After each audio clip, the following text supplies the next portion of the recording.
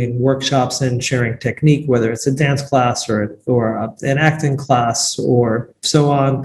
We're also working closely with our Career Development Center and with our art gallery to do a series of career chats, arts chats that are designed to not only build the skills, but also help people to think about how they can turn participation in the arts into their profession. So we're really looking to integrate people on a lot of different levels. We also really want to make sure that they get to know the community. It's not just a tour stop. Many of the international artists are coming to the UAE for the first time. And so we want them to come away really with a sense of the richness that is NYUAD and that is the UAE as a whole. And we want people from the community to have a chance to meet the artists outside of the context of their performance so that they can really meet on a human level. So we do community building events. For example, we have a dinner with every single artist who's here where we invite students and faculty and staff, other people from the community, that we curate almost like a dinner salon where we really want to just find some people who can get to know one another with the arts at the center of the conversation.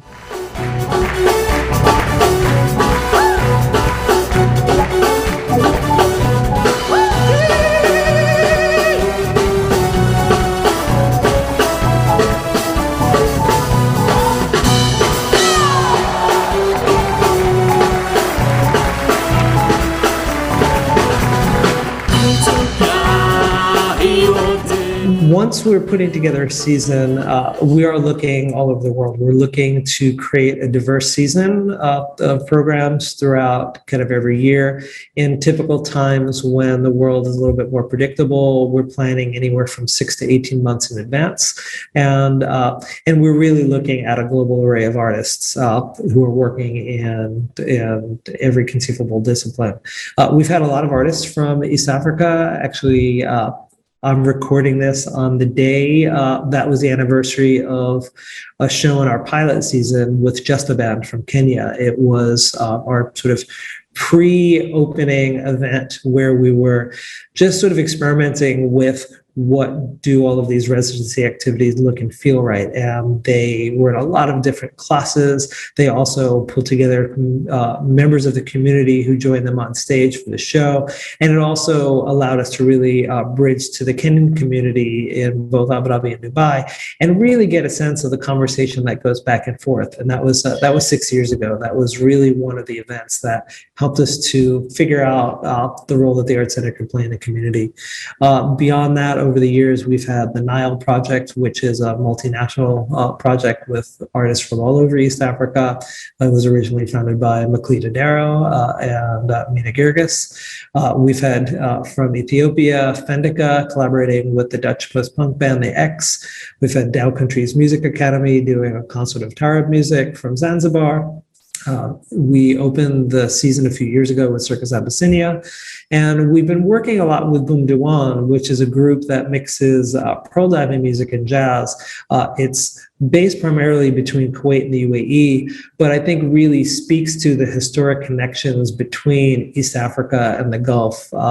And I think that's one of the things that's really important. Historically, there are so many ties between this region and between the countries of East Africa, both on a heritage and kind of and deep historical level, but also on a contemporary basis as well. There's a huge East African community or multiple East African communities in the UAE. And so when we are looking to do international programming, we're both looking at how we can connect with the local communities of origin for the artist, as well as the fact that we are in a place that's got no dominant majority and that people are really open to discover work from cultures outside of their own.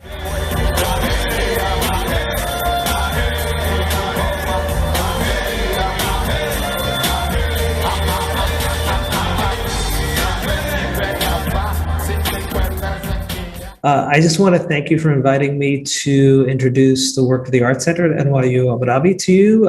We are all over social media. You can find our website is NYUAD-Art Center, spelled the US way, CENTER.org. We are also on Twitter, Instagram, and Facebook at NYUAD Art Center. On our YouTube channel, we also have a lot of performances from our archives. We also have our career chats and some of the workshops from our Off the Stage series. Rooftop Rhythms or Open Mic is there. So if you really want to understand and get to know better what the Art Center is about and what our approach is, I encourage you to look at that, look at some of the mini documentaries that we've created around pieces that we've commissioned. And then we look forward to meeting a bunch of new artists from East Africa. Thanks so much.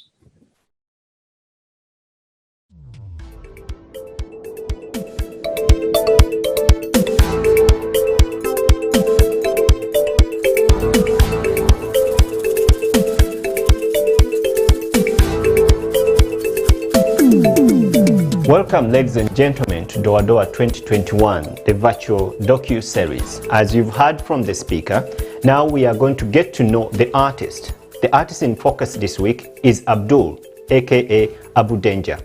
Enjoy.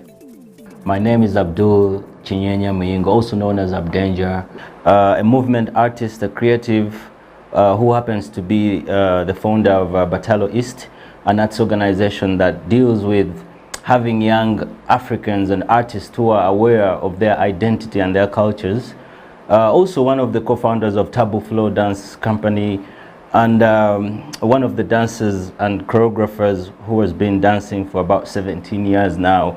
My dance journey has been very interesting because it's a journey that started in sort of a mistake. Because when we were young, we used to have music, dance and drama classes in schools and competitions that were organized by the school's competition, and I happened to be forced to be one of the people that represents one of our houses because I didn't want to do it. I was more into swimming and football.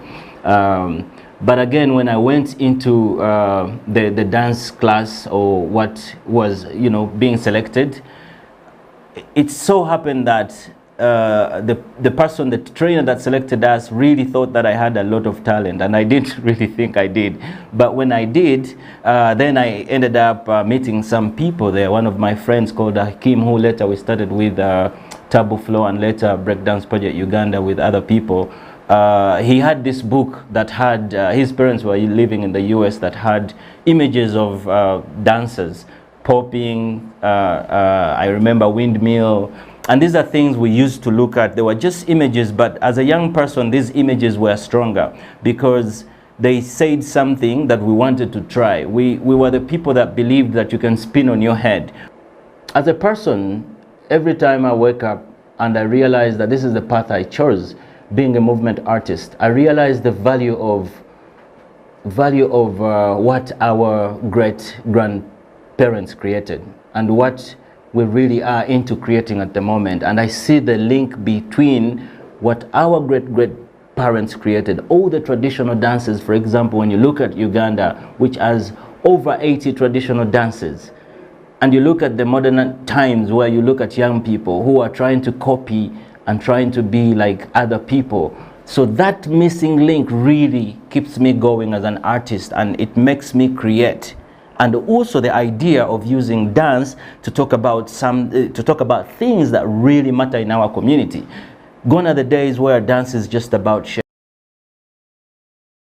It is about what message can you portray, what story can you tell with your body? Because we all know that movement don't lie, the body movement don't lie. They tell you the honest truth, and this is what really keeps me going as an artist, as a dancer, and also to be able to inspire young other people who don't believe that dance can be a career. As a person, really, when you go deep into my artistic expression, especially with movement, you realize it has something to do with my experiences. And my experience, because I'll be lying to you, what it is an expression. And what my focus is to evoke feeling from the person that is watching me. And for me, that is my style. Right now, I'm working on a lot of environmental, but it's a city that beyond just the normal, the roads that you see, behind the markets, it's disgusting. Me,